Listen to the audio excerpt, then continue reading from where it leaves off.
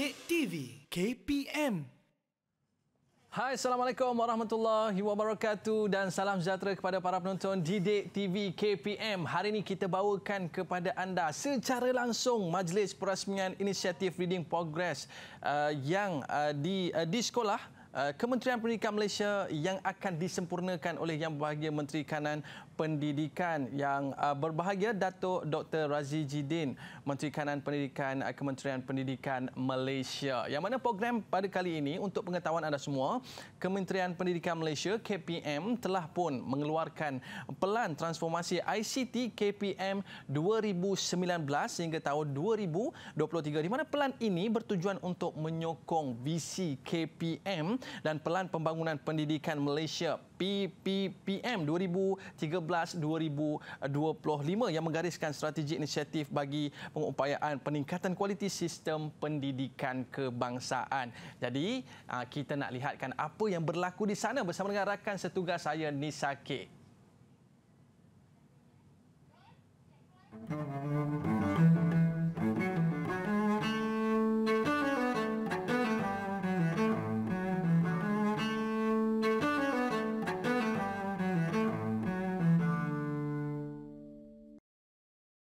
Kesudian Yang Berhormat hadir pada pagi ini. Terima kasih rakan setugas di studio Aiman Sufian. Assalamualaikum, salam sejahtera penonton Didik TV KPM. Anda bersama saya Nisake di lokasi majlis pelancaran kita pada hari ini, iaitu Majlis Pelancaran Inisiatif Reading Progress di sekolah yang bertempat di Mardia Hotel and Suites Shah Alam, Selangor. Apa yang berlaku di awal pagi tadi, kehadiran peserta seramai lebih 300 orang, kehadiran Yang Berhormat Menteri Kanan Pendidikan Datuk Dr. Razi Jidin, yang mana sebentar lagi beliau akan berkongsi mengenai inisiatif kita pada hari ini. Dan pelaksanaan Reading Progress ini telah dilakukan di Putrajaya, Kuala Lumpur, Selangor, Perak dan Pahang pada peringkat awalnya. Memandangkan ucapan YBMK sudah pun bermula, jadi sama-sama kita saksikan dan dengarkan ucap pertama dari Yang Berhormat Menteri Kanan Pendidikan Datuk Dr. Razi Jidin.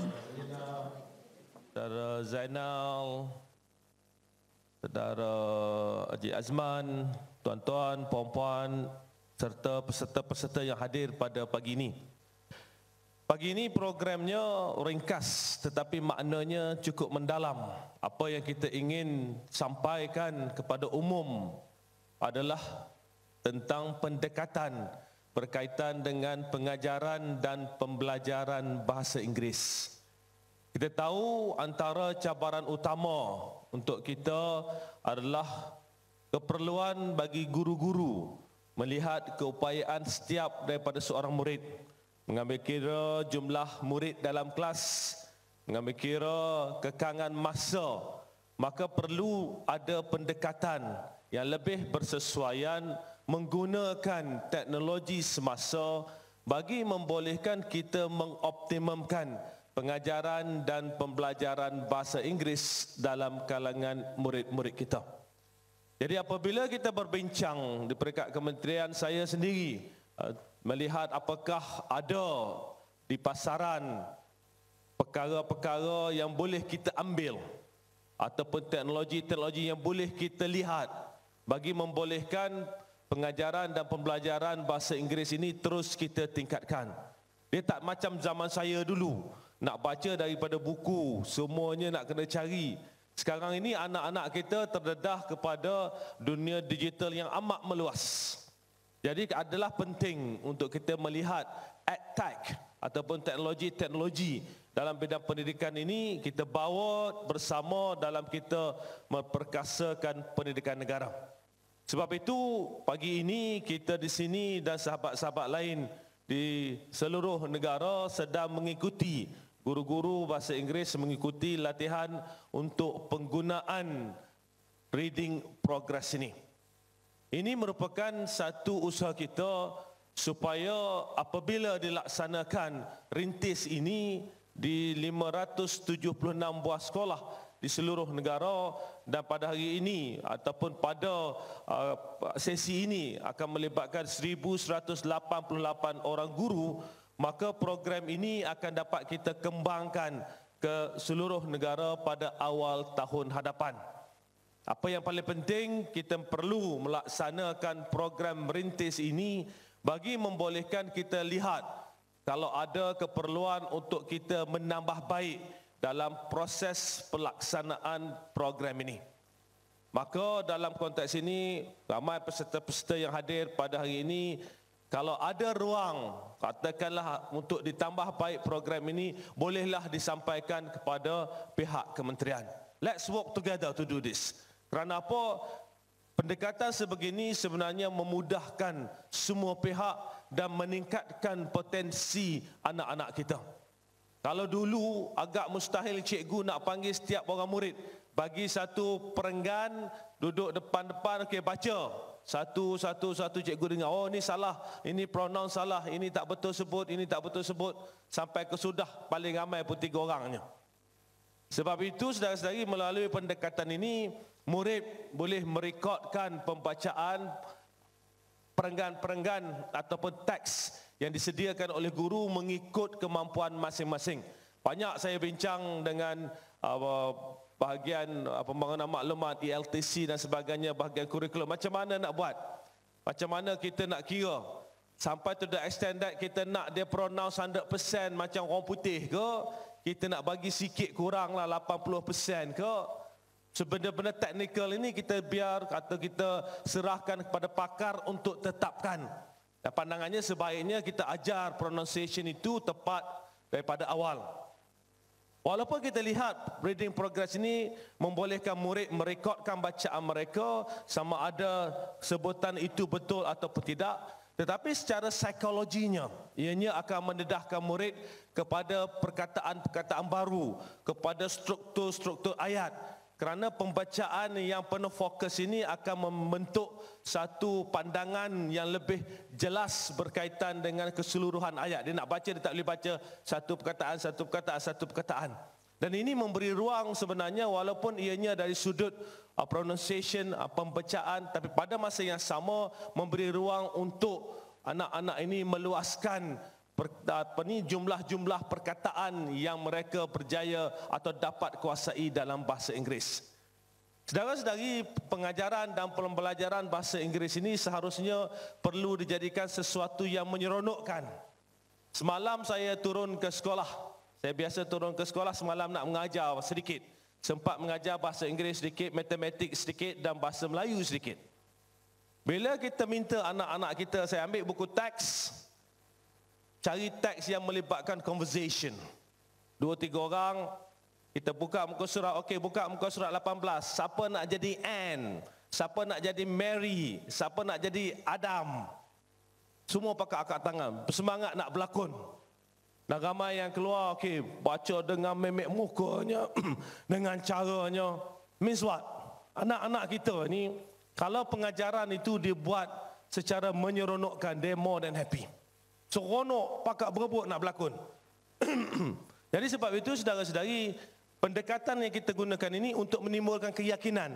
Bila dia tengok, dia boleh sebut sikit, dia boleh betulkan bacaan dan sebagainya. InsyaAllah kita akan lihat bahawa program ini akan dapat membantu untuk kita memperkasakan penguasaan bahasa Inggeris dalam kalangan anak-anak kita. Like it or not, kita tak ada pilihan.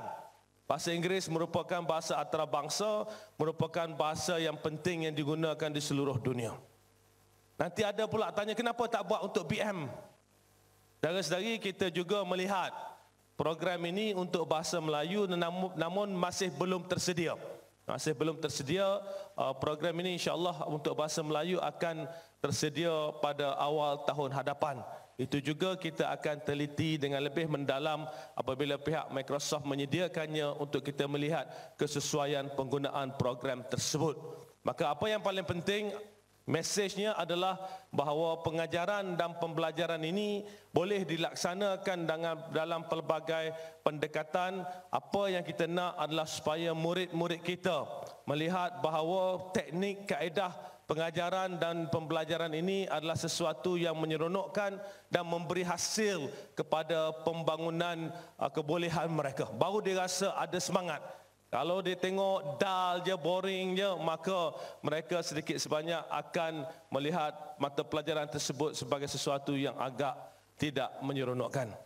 Saudara-saudari, itu berkaitan dengan reading progress. Ini merupakan salah sedikit, ini baru sikit ni.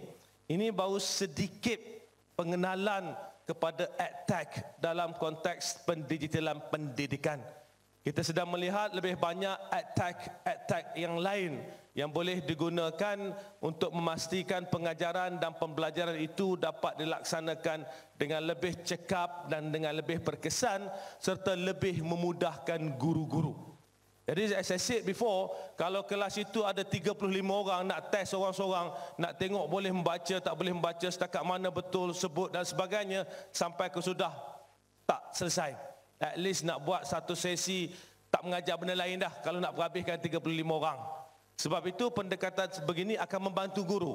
Dan pada masa yang sama untuk mata pelajaran lain sebagai contoh, mata pelajaran matematik, kita juga sedang melihat EdTech yang bersesuaian teknologi pendidikan pendigitalan yang sesuai untuk membolehkan ianya digunakan di sekolah-sekolah di seluruh negara. Nanti cakap nak guna kat sekolah, internet pun tak ada. InsyaAllah saudara-saudari, pendekatan kita sebab sepatutnya kertas kabinet berkaitan dengan peningkatan sambungan internet di sekolah. Kita nak sambung internet di seluruh sekolah di seluruh negara dengan kelajuan yang lebih tinggi dan melibatkan semua kawasan dalam sekolah.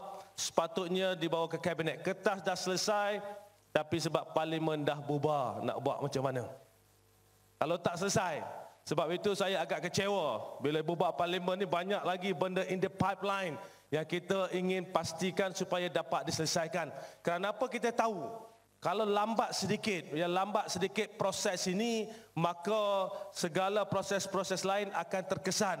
Tetapi mengambil kira bahawa untuk membuat sambungan internet berkelajuan yang lebih tinggi, jauh lebih tinggi daripada apa yang ada pada hari ini. Kalau dulu internet di sekolah ada di bilik guru, ada di pusat sumber, ada di pejabat pentadbiran, kita ingin adakan internet di seluruh kawasan sekolah, dalam kelas, di kantin, dalam pusat sumber, di semua tempat digunakan yang boleh digunakan untuk pengajaran dan pembelajaran termasuk di asrama. Ini merupakan satu transformasi yang amat besar yang kita ingin laksanakan untuk penyambungan internet di sekolah. Dan usaha kita untuk menyiapkan kertas ini mengambil masa yang begitu yang agak panjang kerana kita perlu membuat penelitian. Dah selesai semua dah. Dengan mampu, dengan UKAS, dengan apa kita dah selesai. Tunggu masa untuk kita bawa ke kabinet. Namun begitu masih belum dapat dibawa lagi. Dan insyaAllah apa yang paling penting, that's the way forward. Sebab saya tak nak kita atau saudara-saudari melihat bahawa ini merupakan pendekatan seolah-olah sembang saja, internet pun teruk. No, we are working on that. We are working very hard on that. Dan juga pembekalan peranti-peranti ke sekolah. Sekarang ini peranti-peranti baru telah mula dibekalkan, telah ditukar. Peranti-peranti baru semua kita pakai laptop. Kerana apa? Dalam konteks sebegini, dia bila dekat pilihan raya ni dia banyak bercakap. Dan banyak bercakap ni suara pun kurang. So dalam konteks sebegini, kita inginkan supaya kalau cikgu nak buat dalam kelas, cikgu boleh bawa peranti-peranti ke kelas. Kalau cikgu nak buat kat kantin lah, nak mengajar sambil-sambil nak mengajar di kantin atau di tepi pokok bawah mana pun boleh bawa peranti tersebut. Dan cikgu, guru-guru tak perlu risau, pengetua dan guru besar tak perlu risau nak repair dah. Melalui pendekatan sewa guna ini, semua komputer yang dibekalkan di sekolah kalau rosak, pembekal kena baiki, dan sementara nak tunggu baiki, kalau lama sangat dia kena ganti letak yang boleh digunakan. Jadi ini merupakan pendekatan yang menyeluruh. Sebab itu saya kata dalam konteks pendigitalan pendidikan, we are working hard towards that untuk memastikan supaya ianya dapat dilaksanakan dengan cepat dan cekap. Saudara-saudari, as I said, dalam konteks transformasi pendidikan for the past 2.5 years, banyak perkara-perkara baru yang telah sedang dan akan kita laksanakan. What is more important is that kita pastikan supaya kepercayaan kepada KPM itu dapat terus dibina. Saya tahu di luar sana ramai yang cuba menyentuh pelbagai perkara, apa yang paling penting adalah untuk kita terus committed, laksanakan yang terbaik dan pastikan setiap apa yang kita lakukan itu memberi impact yang paling baik. Saya juga ingin mengambil peluang memohon saudara-saudari, tuan-tuan perempuan, menjelaskan sedikit kepada sahabat-sahabat di luar sana, kawan-kawan dan rakan-rakan berkaitan dengan silibus pendidikan. Ini saya jelaskan banyak kali. Namun begitu saya melihat mesej ini tidak sampai sepenuhnya di bawah. Jadi akhir-akhir ini saya turun ke bawah untuk menjelaskan kembali berkaitan dengan silibus ini. Saya mengambil ruang ini sedikit untuk saya jelaskan berkaitan dengan silibus ini. Pertama sekali, silibus yang digunakan pada hari ini adalah silibus yang mula digunakan pada tahun bila? 2017. Ini bukan silibus Razi Jidin. Ini silibus yang mula digunakan pada tahun 2017. Untuk membina silibus ini, ianya mengambil masa. Nak sediakan DSKP dan sebagainya mengambil masa. Dan prosesnya bermula lama sebelum itu. Bukan 2017 tukar jadi, tidak. Ianya telah bermula lama sebelum itu. Mungkin mengambil pandangan daripada pelbagai pihak sebelum ianya disiapkan. Now, yang bina silibus ini adalah guru-guru. Yang membina silibus ini adalah pegawai-pegawai pendidikan. Ini merupakan yang dibina oleh kepimpinan pendidikan di semua peringkat, mengambil kira, boleh juga.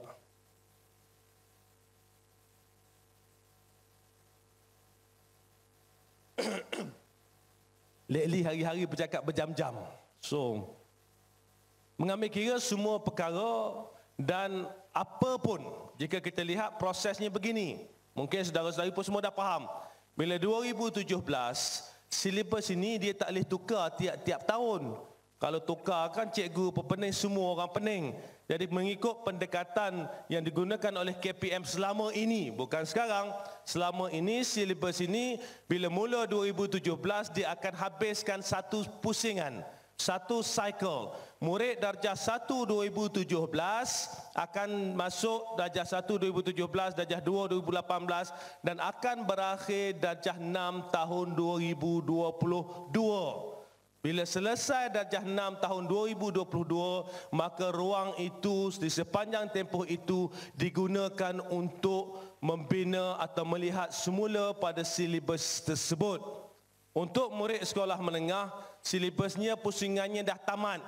Dengan kohort pertama SPM menggunakan pendekatan baru untuk SPM 2021. Sebab itu saya dah banyak kali sebut bahawa kita menerima pandangan semua pihak berkaitan dengan silibus ini kerana kita sedang membina silibus baru untuk digunakan pada masa yang akan datang. Dan banyak pandangan yang kita terima. Saya turun buat sesi debat urus, banyak pandangan yang diterima. Ada yang kata sekarang ini dah undi 18. Apakah cukup dalam silibus kita berkaitan dengan kesedaran politik?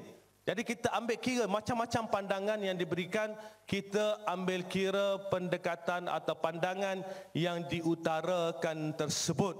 Apa yang paling penting, kita perlu fahami bahawa ini merupakan satu proses penambahbaikan.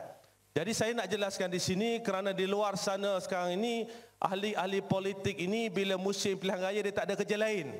Kerja ni nampak politik sahaja, termasuklah mempolitikkan pendidikan dalam konteks silibus. Saya di sini mempertahankan apa yang ada yang telah dibina. Because benda itu dibina telah siap pada tempoh yang sebelum ini untuk tempoh sekian lama. Kalau nak berpolitik mudah. Kalau silibus mula digunakan pada tahun 2017 maknanya apa? Zaman BN pakaian tu, zaman PH pakaian tu. That's politik. I can say that. But I will not say that. Pendidikan ini perlu dijauhkan daripada politik. Saya tak pernah sentuh politik dalam bidang pendidikan. No. Let's change the way we do things in pendidikan. Sebab itu saya kata apa yang paling penting dalam pendidikan, let's work from our heart.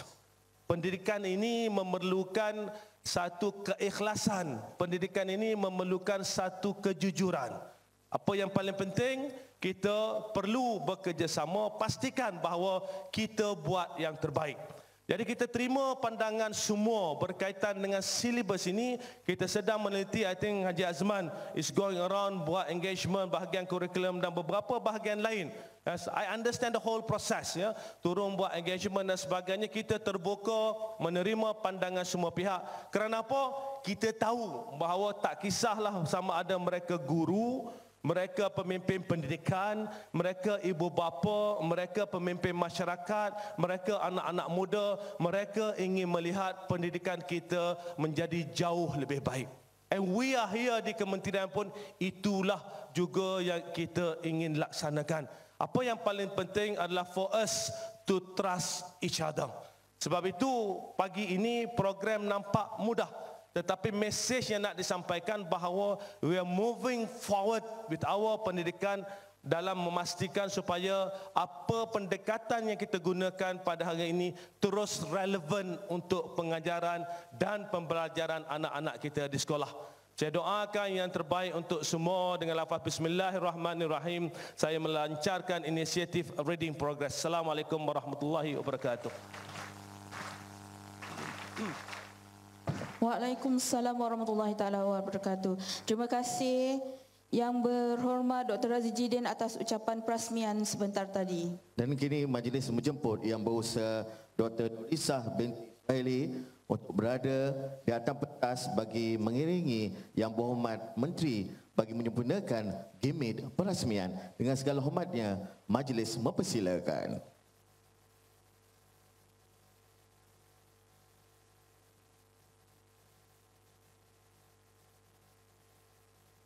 Dipersilakan juga barisan VIP.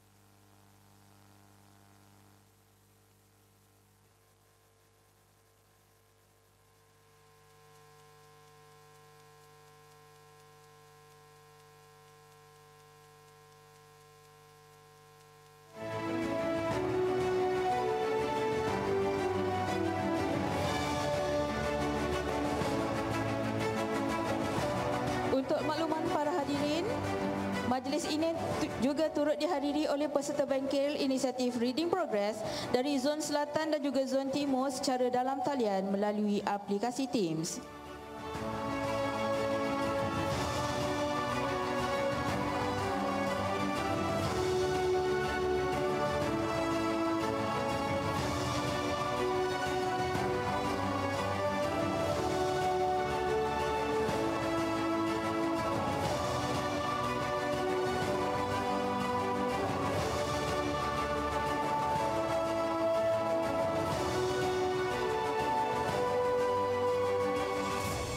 Majlis memohon supaya Yang Berhormat Dr. Razi Jidin untuk kekal berada di atas pentas untuk acara seterusnya.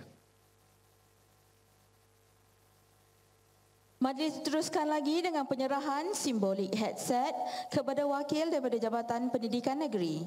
Dengan itu dipersilakan penerima pertama.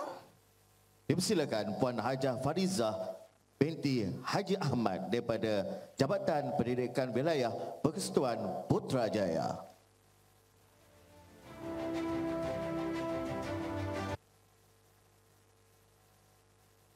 Seterusnya dijemput Tuan Haji Sajoli bin Masdur daripada Jabatan Pendidikan Negeri Selangor.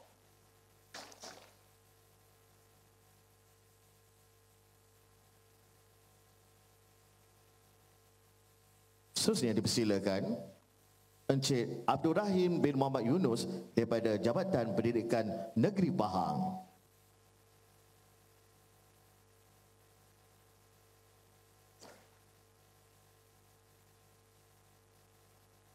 Seterusnya dijemput Puan Hajar Rahimah binti Muhammad daripada Jabatan Pendidikan Negeri Perak.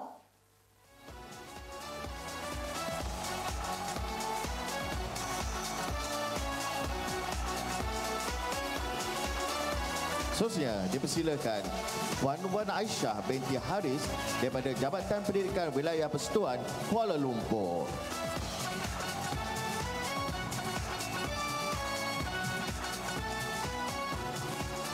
Majlis diteruskan lagi dengan sesi bergambar bersama penerima simbolik handset sebentar tadi. Dipersilakan.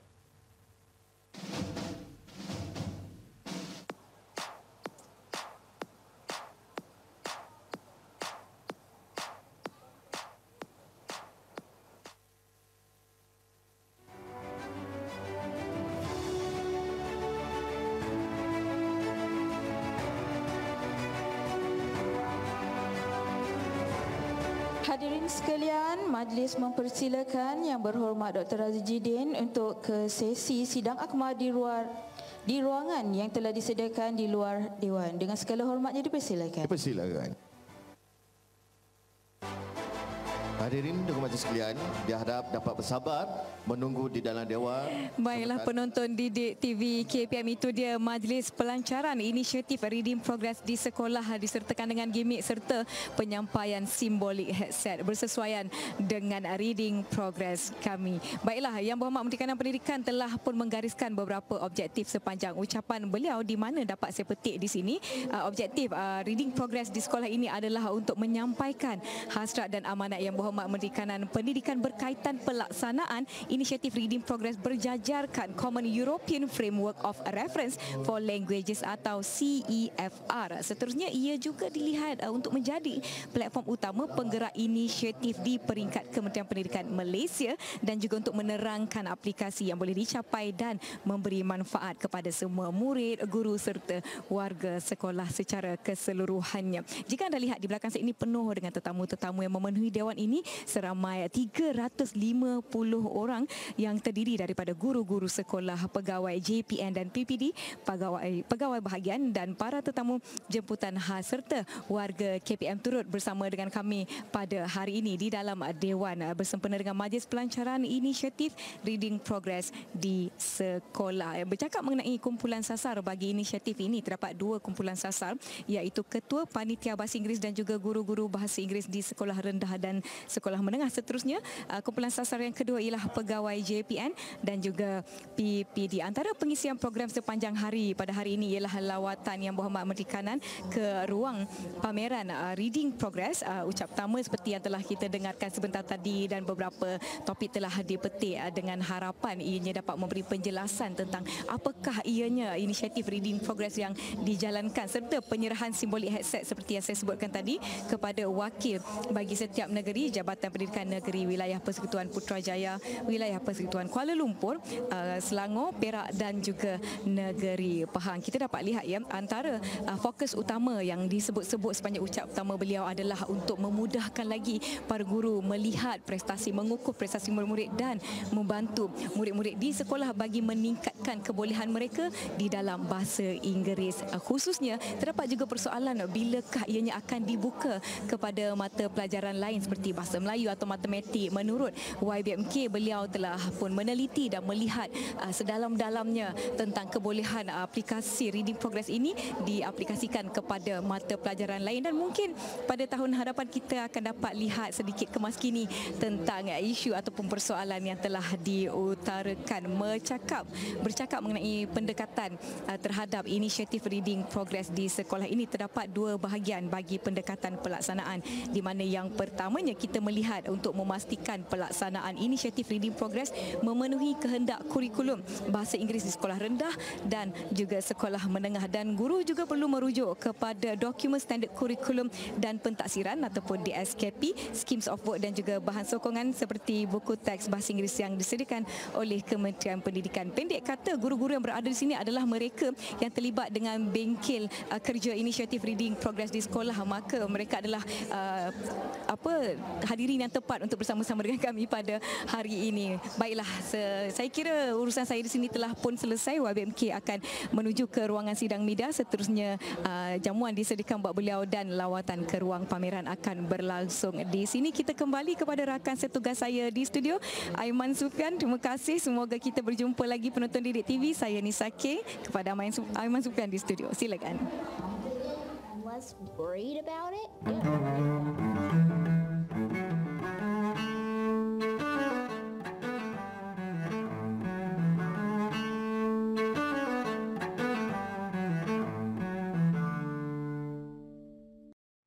Baiklah, terima kasih sahabat setugas saya di Mardiah Suite Hotel. Sebentar tadi, Majlis Pelancaran Inisiatif Reading Progress di Sekolah Kementerian Pendidikan Malaysia yang disempurnakan oleh Yang Berbahagia Menteri Kanan Pendidikan tahun 2022, yang mana pada tahun ini diadakan satu majlis yang cukup tepat, yang cukup cantik yang diadakan di sekolah, iaitu buat pengetahuan semua, Kementerian Pendidikan Malaysia yang KPM telah pun mengeluarkan satu pelan transformasi ICT KPM 2019 hingga tahun 2023, yang mana pelan ini bertujuan untuk menyokong visi KPM dan pelan pembangunan pendidikan untuk seluruh murid di sekolah Malaysia PPPM 2013 hingga tahun 2025, yang mana menggariskan strategi dan juga inisiatif bagi mengupayakan meningkatkan kualiti sistem pendidikan kebangsaan. Dan yang menariknya, para penonton sekalian, ini untuk memartabatkan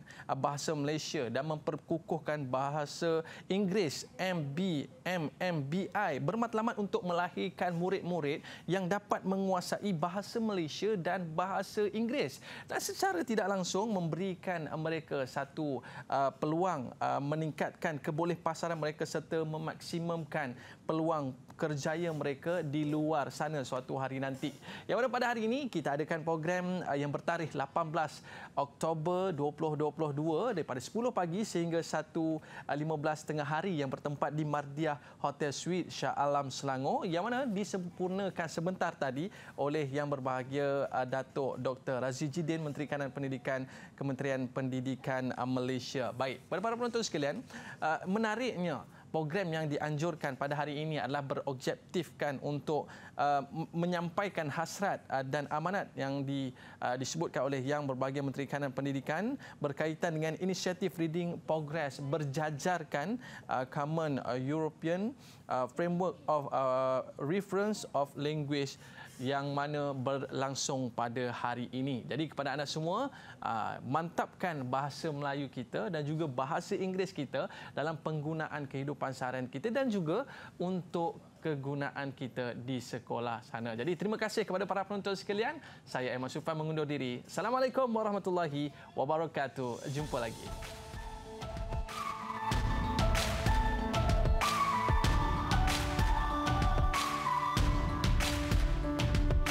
Di sini bermula mengenal dunia bersama guru tercinta. Seronok belajar selama sentiasa, sekolahku sejahtera. Kesihatan diutama, kebersihan dijaga, sama perkasa etika, integriti di jiwa. Kita selami empati, bina kasih insani, teguh jati diri adab, sopan hidup harmoni. Sekolahku sejahtera, sekolahku sejahtera.